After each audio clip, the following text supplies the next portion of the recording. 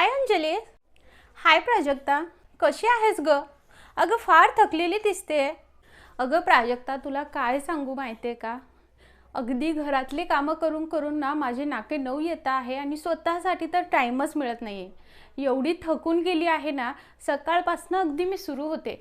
तुझ्याकडे काही टिप आणि ट्रिक्स आहेत का गं, की जेणेकरून माझी कामं खूप सोपी होतील आणि मला स्वतःसाठी टाईमसुद्धा मिळेल? अगं हो हो, मी सगळं तुला सांगते. पण आधी मला तू सांग, तू एवढं काम केलंस, एवढी थकली आहेस, तर तू जेवण वगैरे केलंस की नाही? आणि हो, सगळं काही सांगणार आहे, पण आधी जेवली की नाही ते सांग. हो प्राजक्ता, मी जेवण केलं आहे. बरं, जेवलीस ना, मग आता निवांत बस, तुझ्याकडे थोडाफार टाईम असेल. आता मी काय सांगते ना ते संपूर्ण ऐक. आणि हो, ऐकू नको तर ते अंमलात सुद्धा आण. आणि मंडळी, तुमची ही अवस्था अंजलीसारखी झालेली असेल तर तुम्हाला स्मार्ट वर्क करण्याची गरज आहे. स्मार्ट वर्क म्हणजे काय? तर घरातील जे कामं आहेत ते पटापटा आणि सोप्या पद्धतीने कशी होतील ते बघायचं ना. मग चला, कोणताही उशीर न करता आजच्या व्हिडिओला सुरुवात करूया. आणि अंजली, तू सुद्धा व्हिडिओ बघ, अंमलात आण. आणि तुला जर थोडाफार याच्यामधून जर हेल्प झाली असेल ना, तर तुझ्या मित्रपरिवारासोबत नक्कीच शेअर कर. आणि हो, तुम्ही सुद्धा शेअर करा. चला मग व्हिडिओला सुरुवात करूयात. आता ब्रेकफास्टला बऱ्याच ठिकाणी इडली सांबार खाल्लाच जातो आणि सगळे आवडीने ते खातातच. तर बऱ्याचदा काय होतं की आपल्याला इडली ना ही थोडीशी गरम गरमच असली की छान वाटते. पण बऱ्याचदा आपण त्या अशा प्लेटमध्ये जेव्हा इडली बनवायला घेतो आणि ती पटकन गरम गरम काढायची म्हटली तर ती प्लेटला चिपकून बसते आणि आपली प्लेट खूप घाण होते आणि मग ती नंतर साफ करण्यासाठी बराच वेळ जातो. मग अशा वेळेस तुम्ही घरातील कोणताही सुती कपडा घ्यायचा आहे. सुती कपडा किंवा अशा पद्धतीने रुमाल घेऊ शकता. आणि नेहमीच जर तुम्हाला वापरायचं असेल तर बरोबर इडली स्टँडमध्ये बसण्याकरिता तेवढा रुमाल कापून घ्यायचा आणि नेहमी तोच वापरायचा. वापरून झाला की स्वच्छ धुवून घ्यायचा, अगदी अलगदरित्या निघतो. आता दोन्ही पद्धतीने मी तुम्हाला सांगणार आहे, म्हणजे जेणेकरून तुम्हाला डिफरन्स लगेच समजून येईल. आता मी एका प्लेटमध्ये रुमाल ठेवला आहे, त्याला काही तेल वगैरे लावायची काहीही गरज नाही. फक्त रुमाल तुम्हाला हा स्वच्छ धुवून घ्यायचा आहे आणि त्यामधलं एक्स्ट्रा पाणी पिळून घ्यायचं आहे. आणि सेकंड प्लेटला आपण काय केलं आहे, फक्त तेल लावलेलं आहे. जे सेम पद्धतीने आपण नेहमी करत असतो तसंच केलेलं आहे.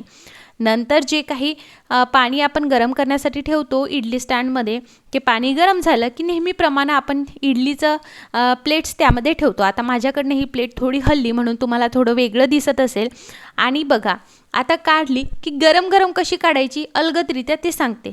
तर बघा, अगदी मी 1 मिनटं किंवा 2 मिनटंसुद्धा टाईम घेतला नाही, लगेच काढायला घेतलेला आहे आणि अलगदरित्या इडली निघालेली आहे. आता त्या उलट जर ज्या प्लेटमध्ये आपण तेल लावून ठेवलेलं आहे ते काढायला गेलं तर त्याला भरपूर इडलीचं जे आहे सारण तसंच राहील. आणि खाली बघायला गेलं, रुमालाचा वापर करायला गेलं तर खाली प्लेटसुद्धा घाण होत नाही. रुमाल हा थोडाफार घाण झाला की लगेच आपण धुवून तो वाळवून नेक्स्ट टाईम यूज करू शकतो. चला नंतरची ट्रिक बघूया. आता अंगूर भरपूर बाजारात येत आहेत. तर अंगूरवरती ना अशी पांढरी अशी पावडर असते आणि ती आपण असं स्वच्छ पाण्याने धुवायला घेतलं तर ती धुता येत नाही.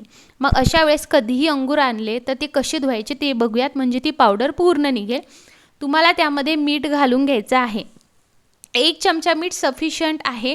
आणि त्यानंतर तुम्हाला रूम टेम्परेचरचं पाणी यामध्ये टाकायचं आहे. पूर्ण अंगूर त्या पाण्यामध्ये बुडाले पाहिजे. 10 ते 15 मिनटं त्या पाण्यातच, म्हणजे मिठाच्या पाण्यातच तुम्हाला अंगूर ठेवायचे आणि नंतर काढून घ्यायचे. तुम्ही बघाल की त्यावरची जी ही पावडर होती ती पूर्ण निघून जाते आणि अंगूर नंतर तुम्हाला खाण्यासाठी अगदी सेफ आहेत. त्यावरती कोणतीच पावडर राहणार नाही. घरी जर लहान मुलं असतील तर त्यांच्यासाठी सुद्धा ही ट्रिक फॉलो करायची आणि मगच त्यांना खायला द्यायचं. आता बघा, तेलासाठी आपण अशा कॅन वगैरे आणत असतो आणि त्या संपल्या की मग त्याचा तुम्ही वेगवेगळ्या पद्धतीने रियूज नक्की करत असणार किंवा ह्या फेकून देत असणार जसं तुम्ही ज्या पद्धतीने करता. पण आज तुम्हाला याचा रियूज मी तुम्हाला सांगणार आहे. याचा रियूज म्हणजे तुम्ही प्लांट वगैरे ठेवण्यासाठी सुद्धा करू शकता, कापून वगैरे तसंही करू शकता. पण याच्या झाकणांचा आज मी तुम्हाला रियूज सांगणार आहे. तुम्हाला मी इकडे 2 कॅन घेतले आहेत. त्याचे झाकण वगैरे घेतलेले आहेत आणि आता इथे तुम्हाला काय करायचं आहे, हे झाकण एकावर एक ठेवून अशा पद्धतीने चिपकवून घ्यायचे आहे. ग्लूगन असेल तर अतिउत्तम, माझ्याकडे नव्हतं त्यामुळे मी हे डबल टेपचाच वापर केला आहे. ग्लूगनने अगदी व्यवस्थित ते चिपकून बसतं, याने एवढं नाही चिपकून बसत, पण माझ्याकडे नव्हतं त्यामुळे मी तुम्हाला यानेच दाखवते आहे. बऱ्याचदा दरवाजा जो आहे ना असा पुढे मागे होत राहतो, त्याला स्टॉपर नसतं. मग अशा वेळेस तुम्ही अशा पद्धतीने नक्की ते करू शकता आणि ग्लूगन लावा म्हणजे हे एकदाच याचं सोल्युशन तयार होऊन जातं, म्हणजे एकदाच हे पुन्हा पुन्हा निघत नाही. जर हे लावलं तर नक्कीच निघत असतं.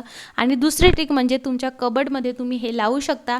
आपल्याकडे जे एक्स्ट्रा ज्वेलरी असते गळ्यामध्ये घालणारी, स्पेशली मी म्हणेल गळ्यामध्ये पोती नेकलेस आपण घालतो तर ते अशा पद्धतीने अटकून ठेवू शकता, म्हणजे आपल्याला जी पाहिजे ती आपण पटकन काढून घेऊ शकतो. वेगळं असं त्यासाठी ऑर्गनायझर खरेदी करण्याची गरज नाही, दिसायलाही सुंदर दिसतं. कसं वाटलं तुम्हाला ही झाकणाची ट्रिक मला कमेंटमध्ये नक्की सांगा. आय होप तुम्हाला खूप आवडली असणार. चला नंतरची ट्रिक बघूया. आता स्वयंपाक केला की गॅस हा सगळ्यांचा नेहमी साफ होत असतो, पण गॅस साफ करणं म्हणजे तो नेहमी पुसून घेणं हेच नाही, तर स्पेशली त्याचे बर्नर साफ राहणं हे खूप इम्पॉर्टंट आहे. आता बर्नर साफ करणं म्हणजे ते जे काळे बर्नर झाले त्याचा रंग जसा पहिला होता तसं करणं का, तर तसं नाही. त्याचे जे काही छिद्र आहेत ते पूर्णपणे जे आहे मोकळे करणं म्हणजेच त्याला बर्नर साफ करणं असं म्हटलं जातं. आता ते फक्त आपण 2 वस्तूने साफ करू शकतो. आता ती वस्तू म्हणजे कोणती, तर पितांबरी. पितांबरी तुम्हाला हे साफ करण्यासाठी घ्यायची आहे आणि एकदम कारगर असा पितांबरीचा रियूज आपण यासाठी करणार आहोत. तुम्ही नक्की ट्राय करून बघा, तुम्हाला खूप छान रिझल्ट मिळेल. दुसरी गोष्ट, ह्या पितांबरीने तर आपले होल तर आपण निघणारच आहे, पण दुसरी गोष्ट जर काळपट पूर्ण बर्नर झाले असतील तर त्याचा कलर जसा पहिला होता अगदी तसाच होणार आहे. दुसरा इन्ग्रेडियंट आपल्याला लागणार आहे ते म्हणजे लिंबू. तर आपल्याला काय करायचं आहे, ह्या बर्नरवरती लिंबूच्या साहाय्याने ही पूर्ण पितांबरी लावून घ्यायची आहे. आता बघा तुम्ही मी कशा पद्धतीने लावते आहे. तुमच्याकडे वेळ असेल तर पितांबरी लावून हे 5 ते 10 मिनटं ठेवू शकता, पण मी अगदीच हे लावून लगेच साफ करण्यासाठी घेतलं आहे. साफ करण्यासाठी जुन्या टूथब्रशचाच वापर करा. का, कारण हे जे टूथब्रशला केस असतात ते केस त्या होलमध्ये अगदी जातात आणि होलसुद्धा क्लीन होतात. त्यामुळे आपण इकडे टूथब्रशचाच वापर केला आहे आणि हे व्यवस्थितरित्या घासायचं. टूथब्रशने घासल्यानंतर तुम्ही घासणीने सुद्धा हे घासून घेऊ शकता. आणि जर तुम्ही हे 5 ते 10 मिनटं ठेवलं ना तर तुमचा जो काही बर्नरचा कलर होता अगदी पहिल्यासारखा होतो. नक्की ट्राय करून बघा, तुम्हाला फार छान रिझल्ट मिळेल. आणि हो, हे करून बघा आणि मग मला कमेंटमध्ये सांगा. आणि हो, कधी पितांबरी तुम्ही बर्नर क्लीन करण्यासाठी वापरली का तेही मला कमेंटमध्ये नक्की कळवा. सो आता हे व्यवस्थितरित्या धुवून घेतल्यानंतर पुसून घ्यायचं आहे आणि बर्नर इकडे साफ झाले आहे. बर्नर पूर्ण ड्राय होऊ द्यायचे आहे आणि नंतर तुम्हाला हे यूज करायचं आहे, कारण बर्नरचे जे होल असतात त्यामध्ये जे आहे ते पूर्ण पाणी गेलेलं असतं. आय होप ट्रिक आवडली असेल. प्राजक्ता, मी तुझ्या सगळ्या ट्रिक्स बघितल्या आणि मला प्रचंड आवडल्या. आता मी या सगळ्या करून बघणार आहे आणि मलाही फायदा होणार आहे. मंडळी, प्राजक्ताने सांगितलेल्या सगळे ट्रिक फॉलो करा बरं का, कारण त्या खूप उपयोगाच्या आहेत. मलाही त्याचा खूप फायदा होणार आहे आणि तुम्हाला सुद्धा होणार आहे. त्यामुळे तिच्या एवढ्या एफर्टसाठी आपण तिला नक्कीच अप्रिशिएट केलं पाहिजे. ते बरं कसं, मग लाईक करायचं, चॅनलला सबस्क्राईब करायचं आणि तिच्या या सगळ्या फॅमिलीचा भाग व्हायचं. मी जसं ह्या फॅमिलीचा भाग झाली आहे तसं तुम्हीही होऊ शकता.